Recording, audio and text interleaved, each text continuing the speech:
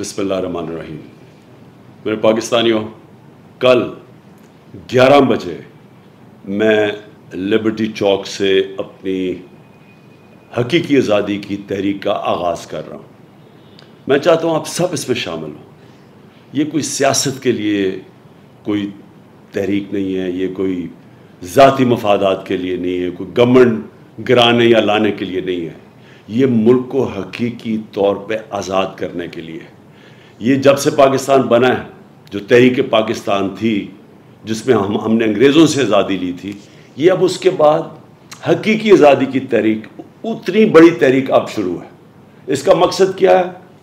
इस मुल्क में जो फ़ैसले हों वो मुल्क के अंदर फ़ैसले हों। कोई बैरून मुल्क के पुतले हमारे मुल्क के फ़ैसले ना करें। दूसरी चीज़, इंसाफ हो, कानून के सामने सब एक बराबर हो। इंसाफ से इंसानों को आज़ाद किया जाए। इंसाफ दे के इस मुल्क के अंदर खुशहाली लाई जाए, क्योंकि इंसाफ के बाद ही खुशहाली आती है। ये छोटा सा तबका जो कब्जा करके बैठा हुआ है, जो हर वक्त चोरी करता है और अपने आप को NRO दे देता है, इनसे आज़ादी के लिए ये तहरीक है। इंशाअल्लाह हम कल निकलेंगे सुबह 11 बजे और ये तहरीक चलेगी। ये तब तक नहीं रुकेगी जब तक हम इस मुल्क को हकीकी तौर पे आज़ाद नहीं करते, और वो तब होगा जब एक अवाम फैसला करेगी साफ और शफाफ इलेक्शन से कि किसको इस मुल्क की क़यादत करनी चाहिए। ये नहीं कोई बाहर से साजिश हो और अंदर यहाँ बैठे हुए गद्दार उनके साथ मिलके हुकूमत गिरा के और पुतले ऊपर बैठा दें।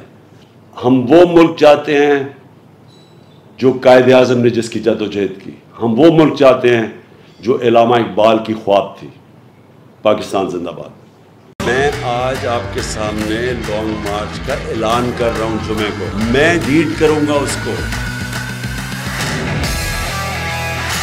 कप्तान का हकीकी आजादी मार्च। उन्होंने कंटेनर रखे तो हटा दोगे।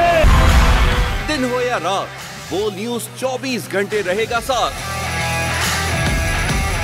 सबसे बड़ी टीम, सबसे मोतबर पैनलिस्ट के साथ, सबसे बड़ी कवरेज।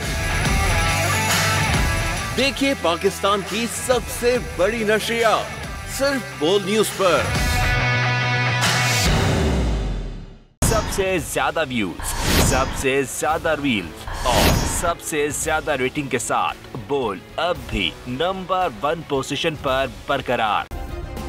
सब्सक्राइब करें और बेल दबाएं ताकि कोई खबर रह न जाए।